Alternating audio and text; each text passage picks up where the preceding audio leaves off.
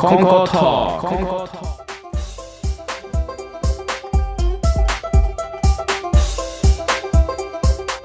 Aloha everyone. Thank you very much for listening to this program.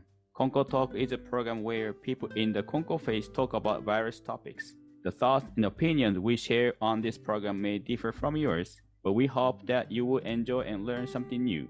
Perhaps we'll learn something new that may affect our thoughts, behaviors, and actions for the better. Our different backgrounds, religions, thoughts, and culture provide a diversity that strengthens our community, just like biodiversity is essential for a healthy planet Earth. I am Koichi Konko from the Konko Mission of Honolulu. Joining me are Aimee and Edna. How are you doing today? Hi. Good. Hello, thank you very much. We received an email from our listener. Thank you very much for sending us. She says she really enjoyed Konko Talk and also concerned about the wildfire recently occurred in Maui. We're supposed to record it last month, but we have to postpone because of the wildfire. Our friend, the family members impacted directly from the wildfire. So it was very shocking experience, even though we live on Oahu, but it happened in Hawaii state. So, and it's the one of the worst experience for us in Hawaii. Usually, Aimee brother live in Lahaina, so maybe it's not easy to talk about. Could you share? They're okay, but they have to escape.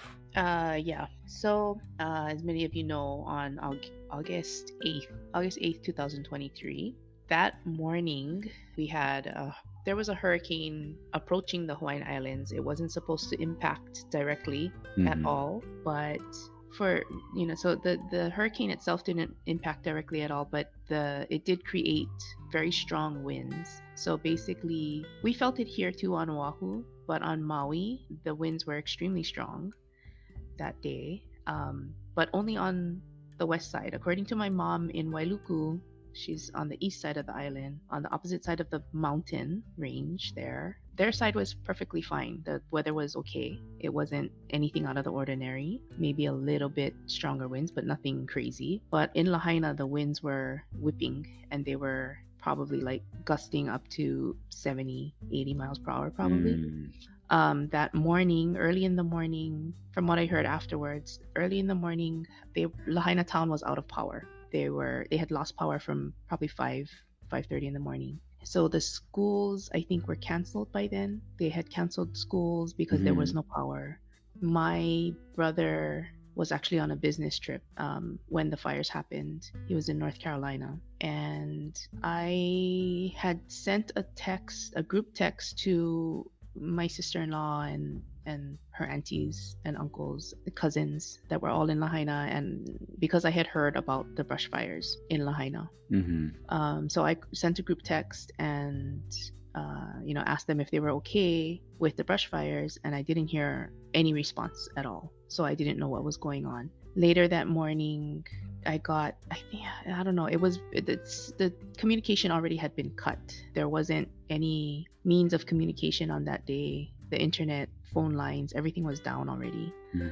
The fire initially started on Lahaina Luna Road, and it was at one point contained. They had contained the fire. They had stopped it. Lahaina is a very dry area, so every year they have brush fires. Right. And every year they were able to stop it, and never really. The town was never.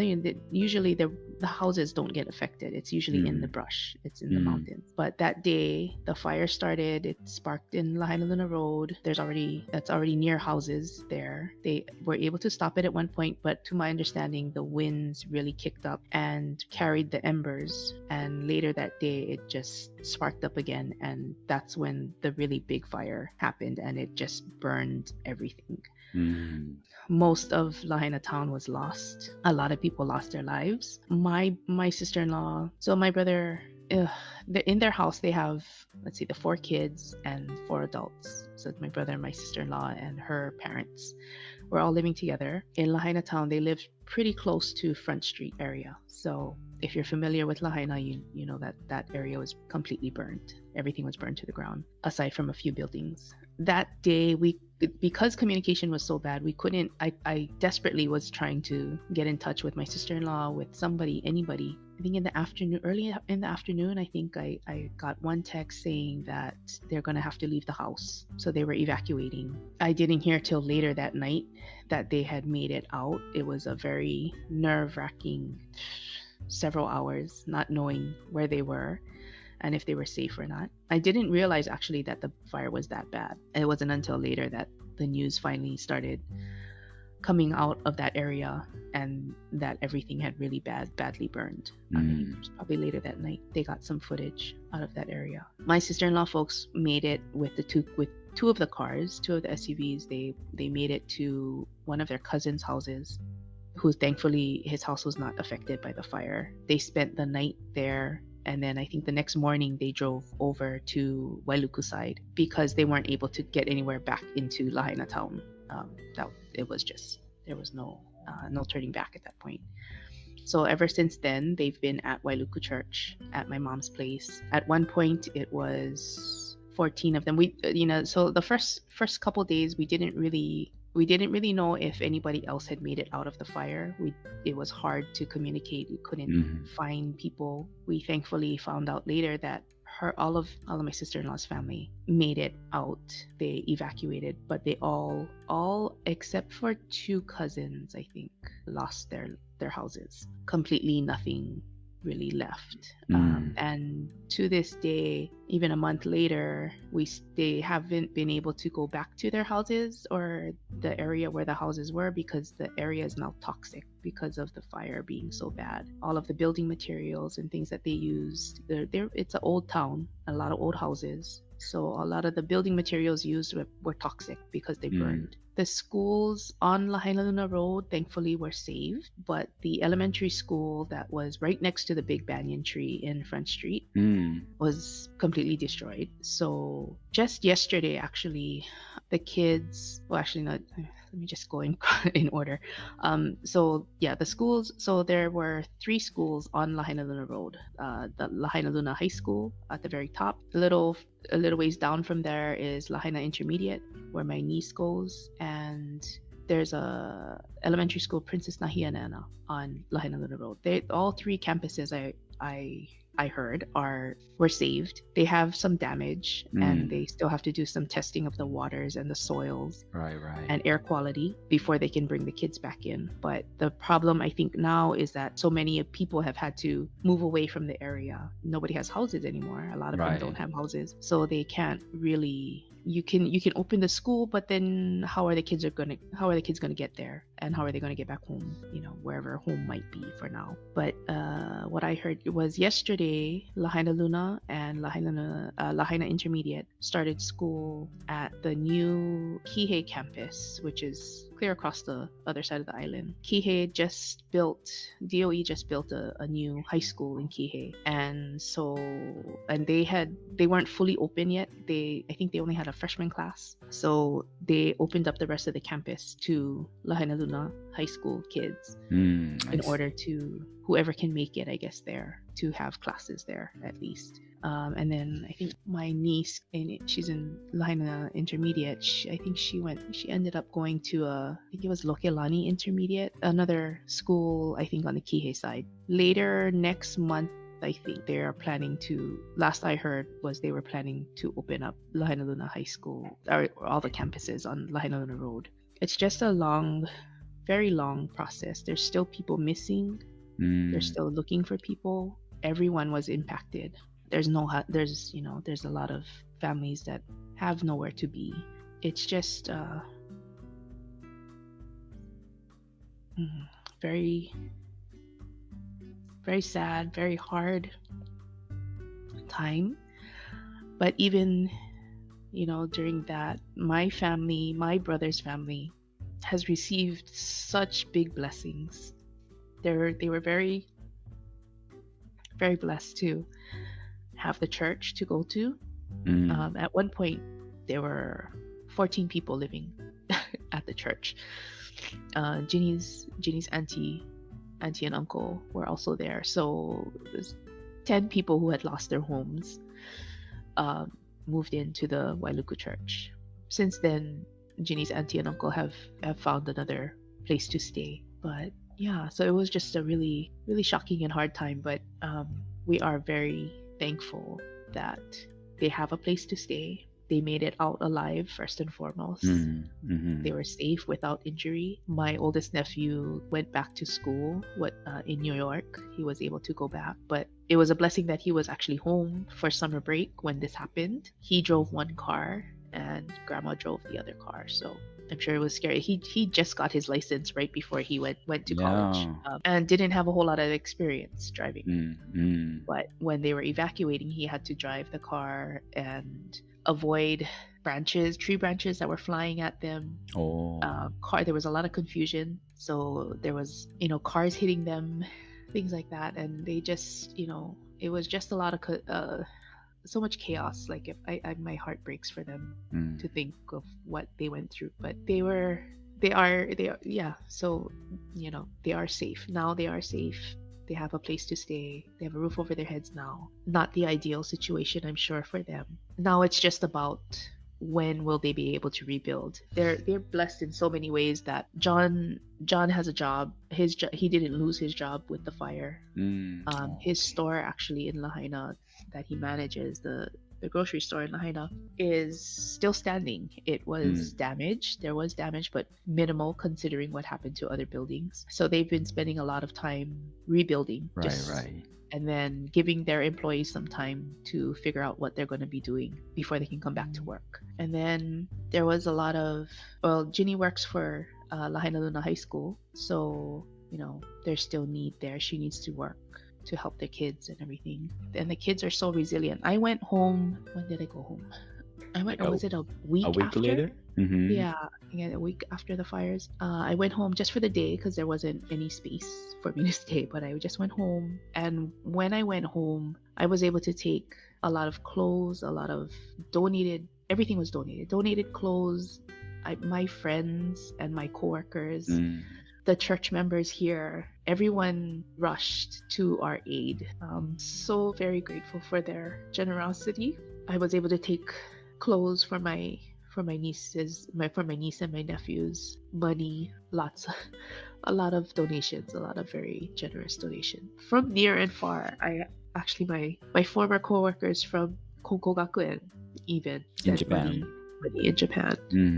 money to me so that I can take it back for them. So our family, well, Ginny's family, they all we have a total of, I think, 4 houses to rebuild. It's going to be a very long process. Yes. I'm not really sure where that is at right now, but we are just so very grateful and touched by the Konkokyo community as well in Hawaii, in the mainland, in Japan. Everybody reached out and asked how they can help.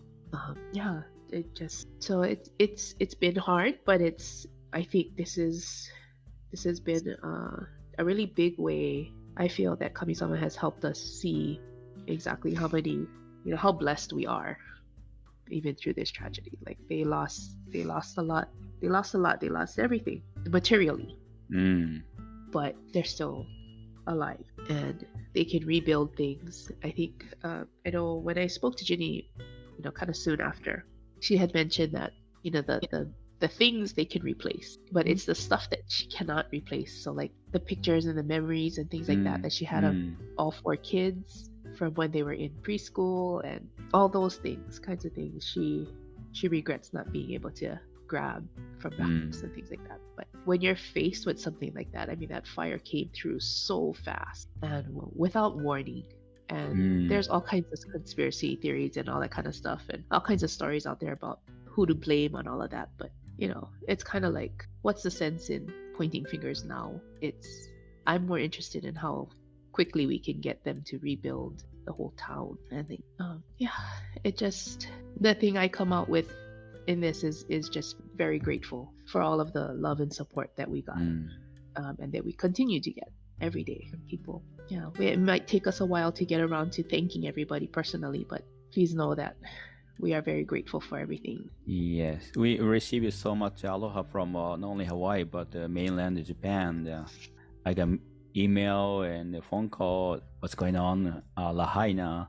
They want to contact directly, but it's kind of hard to contact. So I learned the information is very important. This kind of emergency time, how you share the information, make people feel comfortable or feel safe. You never have this kind of experience. Even the minor thing, I remember one day I saw the fire under the gas tank near Liliha Bakery. Our church is located next to the Liliha Bakery, and there's a gas tank. We can see that. And 12 midnight, I saw the fire, the old tire, and somebody put on the fire under the tank. I was so freaking out, and I don't know what to do already. I was so shocked that I couldn't do nothing at the point. I should call, because the fire station is right next to the Liliha Bakery. And fortunate that they came silently and put out fire. I'm so glad, but in that kind of situation, I could do nothing. My brain didn't work. So it's kind of close by the gas tank was, but still we have a distance. But still I had that kind of a panic experience. So no wonder people in that kind of situation in Lahaina panic. You know, if I was there, I don't know how to escape. Like a tourist, they don't know the map and how they get out from the dangerous place to the safe place. Yeah, that was one of the saddest things. I think a lot of stories like that came out of Lahaina afterwards, was that because it happened so quickly, there were a lot of people that had to jump into the ocean to try and escape the fires. There were a lot of people stuck in their cars because it was just gridlock to try and get out. A lot of people died in their cars because they were stuck. So that's the thing, like, had there been more warning? Why wasn't there more warning? There's a lot of questions that may never get answered. But yeah, people handle things in those kinds of situations. They're very different. There's people who will panic and freeze, and there's people who will actually kind of stay calm. Like my nephew apparently was pretty calm, and I don't know if I would have been able to drive in that kind of situation. But he kept his composure, was able to get his family out safely too. So yeah, I was told the big tree nearby your brother's house fell down because of wind. Yeah, so earlier in the day, that was before the fire started. The big thing that they were getting excited about in their neighborhood was that 60-foot pine trees in the neighbor's yard had fell over, 2 of them, because of the wind. That's how strong the winds were. And they had fell over. But thankfully, they didn't hit any of the cars. They didn't hit any of the homes. They didn't hurt anyone. They were just lying in the ground in the street. And then later on that day, the other side neighbor's house, the tree also got uprooted and fell over because of the wind. And by then people were pretty much trying to evacuate because the fires were getting closer. So actually, my sister-in-law folks, they left the house because one of their neighbors, they were outside. They were all outside because the trees had fallen. So they were kind of trying to clean up. And one of the neighbors jumped on his golf cart to go look to see what the situation was at Wood Street. And he came rushing back and told them, no, we got to leave now because it's burning. The church that was just a few blocks away was already burning. So that's when they decided to get out. And it's a good thing that they decided to go when they did, because they might have gotten stuck. Yes. Yeah. That was so close if you look back. Because Edna sensei have an experience, right? The fire when you were Gakuin seminary. Ah, that's right. You reminded me. Yeah. So we have this program in the Gakuin seminary called the Zaiseki Gai Kyokai Jishu, which means you are going outside of your own church to experience spiritual training at another Konko church. And because I was a foreigner, I'm an American, the administration was kind of, worried about me. So they put me somewhere closer to where the Gakuin was. So they put me in a church in Hiroshima, because that church, the Fuchu church, happened to be only about 10 minutes away, or maybe 5 minutes away from my uncle's church, Iwatani Church. So if anything happens, I can always go to my uncle's place, is what the idea was. And so they placed me at the Konko Church of Fuchu. And the Konko Church of Fuchu actually rejected in the beginning. They're like, no, we can't take any trainees. And furthermore, she's a foreigner, which do not feel comfortable training. So he was like, the head minister was like, no, we can't take her. But the administration for Gakuin was like, please take this girl Edna to be under your training. And he was very reluctant, but like, oh, okay, righty. Iya nagara. It's like he didn't want to, but he accepted because he was kind of. So, anyways, it was. I forgot how long the training was. Was it 10 days, Koichi Sensei? I think around 10 days. Around 10 days, yeah. And during my stay at the Konko Church of Fuchu, a fire broke out like right next door to the church, like right behind. And it was that building was a wood factory. They made wood like cabinets and stuff. So yeah. And what happened was the desiccant, a storage shed which contained the desiccant, caught on fire, and the whole entire building burned down. And a few other houses that were nearby that were were further away from the church burned down, along with several cars. But the Konko Church of Fuchu, which was literally just 10 feet away from the wood factory, didn't burn down. In the morning, when the fire died down, I could see all those like burned logs, and they were actually leaning on the church. Oh my God. So I was like, how did it not burn? And the Konko Church of Fuchu is all wooden.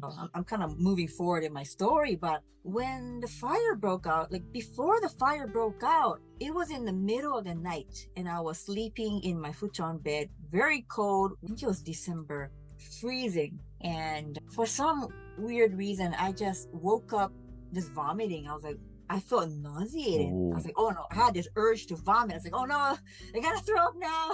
I know, kind of gross TMI, but I rushed to the bathroom. I threw up. Just strange, I felt really weak and tired. And I went back to bed again. And then I felt nauseated again, and I vomited again. And then when I returned, I realized that there's this foggy glass door. It's like a sliding door in front of me where the futon was. And I could see this big orange glow, which I didn't know what it was. And I was like, what is that? Part of my head was like, it wasn't there. I wasn't there. It's like mentally, I was like tired and I was like, what is that? I was like, oh, I think it's a fire. But, oh, well, I'm tired, so I'm going to go back to sleep. And I didn't think of like getting back up again until I heard the fire engines sound. Maybe about 5 minutes after I went back to sleep again. And I was like, oh crap, it's a fire. It really is a fire. I better do something. And when I opened the peak outside, it was like fully engulfing in flames. So the next thing I did was like really strange, now that I think about it, but I believe that kind of saved the church and us. I changed into my robes, my kokui, my kimono, my black kimono, and I rushed to the Ohiromai, the church hall of Fuchu Church, and I just sat there and I prayed intently to Konko Daiji, and I was like, oh, there's a fire, like literally in our backyard. The wood factory is burning right now. Please save this church. I know it's a very old church and it's all wooden structure. Please save the family and everyone around us. Please, onegaishimasu. And I prayed very hard. I think I said the Tenchi Kakitsuke. And then I went back to the residence area. And then I was like, hey, Sensei, there's a fire. You gotta wake up, everybody. You gotta wake up. But by that time, they were already woken up. And I remember he had 3 children at that time. And one of them was still a baby. So I remember grabbing the baby and I held her tightly. And then we ran to the Ohiromai again, the worship hall, to take cover. And there was so many fire engine there trying to put out the fire. But thankfully, they were able to put it out. And the church was completely safe, which was a miracle because everywhere else was burned. And even the neighbors and the cars were burned, and it even appeared in the newspaper. But that really was a frightening experience. But that whole day I had a massive headache, and I think it's because of the carbon monoxide poisoning. I think I would have died if I just stayed there and just slept through it. So that was like the worst headache I've ever had. Ever since that fire, it's like my memory is not too sharp. It's like I get really forgetful. Because of old age too. Yeah, that was my experience of almost like a near death experience. I could have died from carbon monoxide. The whole church could have caught on fire as well. They give thanks to Kami for that time. And every time I go back to Hiroshima, to Fuchu, to see my uncle's church also, I also visit the Konko Church of Fuchu, which is like 5 minutes away. And my uncle, he takes me there. And that's to not forget the runes I received there during my 10 days. I was there just for 10 days and that kind of thing happened. Such a shocking thing happened. But it's a reminder for me not to forget my blessings while at the Fuchu, you know? And I meet the sensei there and like the kids are all grown up and they're in their 20s. Wow. Yeah, the fire was very scary. When we see fire, and the small fire, not too bad, but big fire is very scary. Freeze myself. But also remember the third Konko-sama's experience, the third spiritual head. First, the worship hall very small. So the Konkokyo built a big wooden hall. The main worship hall is like a 20 meters high, like 60 feet. And the hallway is like 60 meters around the worship hall. And it's all Japanese cypress, made of Japanese cypress. So it's supposed to be anti-termite. And one day, it took like 7 years to build complete, but only 5 years later to burn out completely. And the third Konko house is right next to, behind the worship hall, the main worship hall, so connected by the steps. So that also burned out. And the two families nearby lost their houses. And the time the third Konko-sama went to the worship hall, the main worship hall, pray and escape. But all the family members escaped individually. And later on, everything burned out. Nothing. Only the one set of kimono of the third Konko-sama was digged out, but everything burned out. But he said, everything has burned out, but if we have Kami, there's no need to worry. 物は皆燃えましたが、神様さえあれば心配ありません. He's the one actually lost everything. The other church members, believers, are not affected. Of course, they lost the worship hall, but he lost house and belongings. And family members almost, have to evacuate quickly. But he's the one, he said that everything has burned out, but if we have Kami, there is no need to worry. So next day already he started strategic mediation. There's a one building saved, so they used that temporary worship hall. And he escaped to his brother's home on that day. It was fire started at midnight, and they escaped safely. And he was sitting the Goshinzen of that house, and there's a shrine, altar, yeah, Kami altar, Mitama altar in the house, and in front of the altar on the right side, face to the altar, there's a small table. So he's sitting on that area. So just like strategic mediation, they're wearing the just regular clothes. I mean, the kokui, the black kimono as usual. So after the fire put out, Chief Administrator went to speak to him, and he was just like sitting in Okekai at his brother's home. So they feel like, this should be okay. Everything should be okay. They felt that. I think he was very calm, even though he's the victim. He lost everything. He was very calm. So everybody was able to calm down. They spent a lot of money. It took 7 years. There's a main worship hall. Everybody's so happy when completed. And only 5 years, and everything burned out. Why this happened? People think like some kind of punishment or something. But when look at the third spiritual head, he said, if we have Kami, no need to worry. And he was so calm. So I think that kind of attitude in the difficulties, I think, can help us. And he was a good role model for us. So I always remember that. And I learned that since the main worship hall burned out completely down to the ground, and also third Konko house, but also two families nearby lost their homes.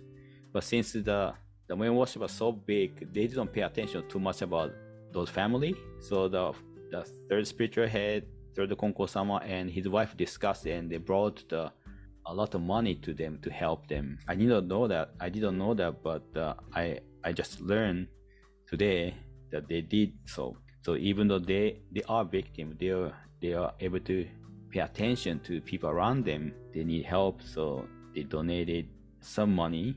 It's two houses, so that's amazing to me that he was able to stay calm because of Kami-sama. When look back, even the difficulties, so at the time, very difficult to see what's going on, what happened, and no blessing or some kind of a negative feeling all the time. We understand that, but I think we can find the blessings, guys. Yeah, definitely, very true.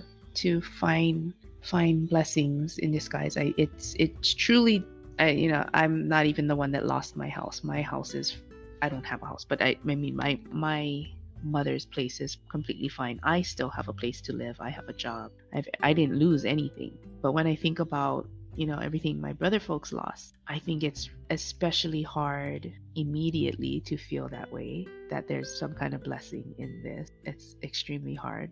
It was hard even for me, even though I didn't lose it. It was my family. It's not till later, and sadly much later, I think. It took a while for me to see the kind of blessings that I received. And it took actually a friend of mine to tell me, you have to kind of see that you are receiving a lot of blessings. Your family is receiving so many blessings, and there's no denying that. There's so many blessings that week after the fires, and I went to visit my mom guys, or my family. My mom said the strangest thing to me, I think, at the time, but I understand what she meant. She said that she was so happy. She was happy not because they lost their houses and that tragedy happened, but she was so happy that they all came to the church. That, though they lived on the same island, they're on the opposite side of the island, so they didn't see each other all that much. But now they're living there, so she gets to see her grandkids all the time. She feels so blessed that.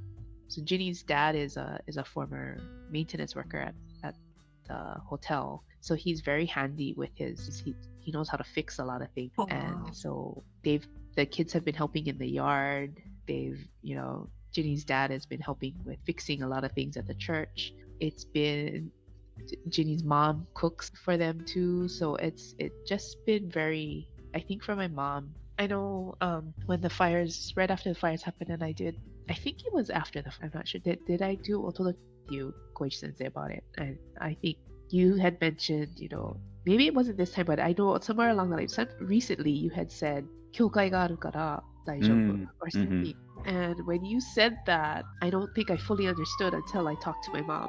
And my mom said how happy she was. So my family has been so blessed because the church is there, especially now. So as long as, when the third Konko-sama says Kami-sama sai, as long as we have Kami-sama, okay. Very, very true. We were just in Maui, and on June 18th, Wailuku Church, the Konko Church of Wailuku, just celebrated their 60th anniversary celebration, and everybody was there. And really, John's family, everybody, all the church members, they worked so hard.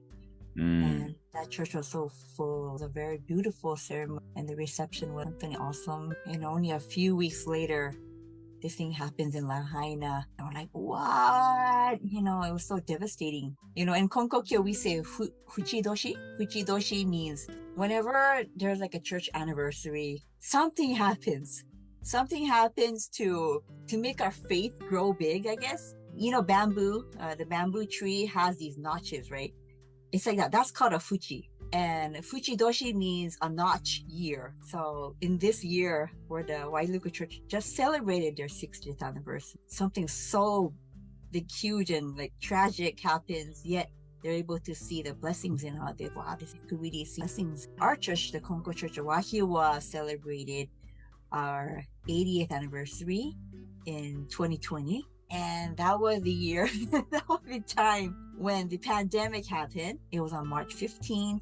Was our celebration. It was when things were beginning to shut down. So in this sense, it feels like the pandemic was our Wahia Church Fushidoshi, something major happening to really make our faith grow. And with the shutdown of everything, like all the church members stopped coming. And some of them, they never came back. But the ones who had faith, the ones who still believed in Kami-sama's blessings, they still came back. And even in the midst of the pandemic, while everything was still hot, one of the church members was like, she's one of the elderly church members and close to 100 years old. And she still drove over to the church and asked permission. Can I still come? And we're like, of course, it's open.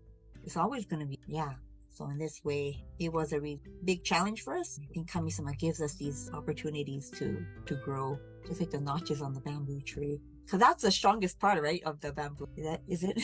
The notches are the strongest. And that's where our faith has to grow really strong. Tony, I felt it was really tough for the Wailuku Church. Just having celebrated and this happened, and really extend our prayers to Wailuku Kyokai and everybody who's been affected by the fires in Lahaina.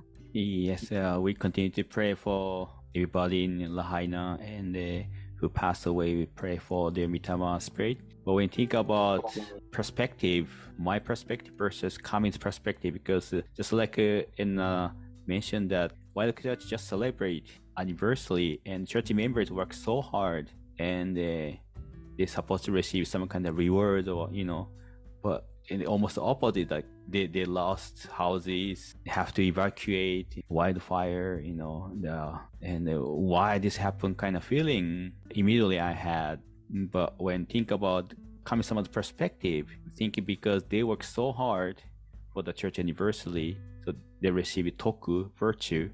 So because of that virtue, they are able to evacuate, or some kind of that tree fell down, so everybody went outside, and so one of them see the situation and they find out it's very, very dangerous, so they have to decide to evacuate, something like that. Maybe even the Aimee's nephew just got the driver license and the sister-in-law cannot drive, so only if one driver versus two drivers, big difference. John brother, Aimee's brother, was out of the state, and I thought like, why he have to be there, to protect families? But maybe there's some kind of a divine arrangement, intervention. Maybe he shouldn't be there. That's I thought. I don't know, never know, but should be divine arrangement. So that's if you think about Kami-sama's perspective, I think you work so hard. That's why you receive toku for this tragedy, so that they are able to escape or receive blessing. That's what I thought. Right. And again, it's hard for the survivors to have to think of it that way. But yeah, if I kind of think when you just said that, I kind of think had my brother been home, he would have been at work at the store, which means he would have been separated from the family anyway. They would have had one less car home. Oh, wow. There wouldn't have been enough room maybe to take everybody else in one car, and then they would have still been separated from my brother. I think there's a good chance, because the fire would have been between them, the house and his workplace.